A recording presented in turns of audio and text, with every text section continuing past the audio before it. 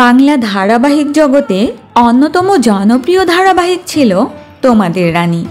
ধারাবাহিকটি শেষ হলেও রানী দুর্জয়ের রসায়ন এখনও ভোলেনি দর্শক।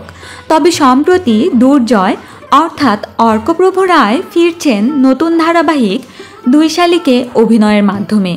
হারিয়ে যাওয়া দুই বোনের কাহিনী নিয়ে এগিয়ে যাবে ধারাবাহিকটি।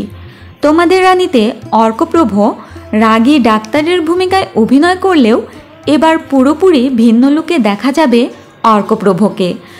দুই শালিক ধারাবাহিকে দেবা চরিত্রটি খুব সাহসী একটা চরিত্র, যে খুব নিজের মতো করে থাকতে ভালোবাসে, এমনটাই জানান অর্কপ্রভ। অর্কপ্রভ আরও জানান, দুর্জয়কে দর্শক যেমন ভুলতে পারছে না, ঠিক তেমনি দেবাকেও ভুলতে পারবেন না, কথা দিলাম।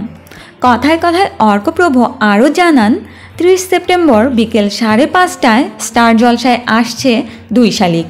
প্রথম পর্ব থেকেই দুর্দান্তভাবে গল্প শুরু হবে, এজন্য 30 তারিখ থেকেই ধারাবাহিকটি দেখতে আহ্বান জানান অর্কপ্রভ।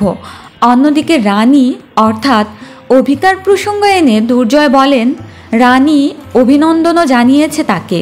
তো বন্ধুরা, কে কে অর্কপ্রভর নতুন ধারাবাহিক নিয়ে এক্সাইটেড জানাতে পারেন আমাদের কমেন্ট বক্সে।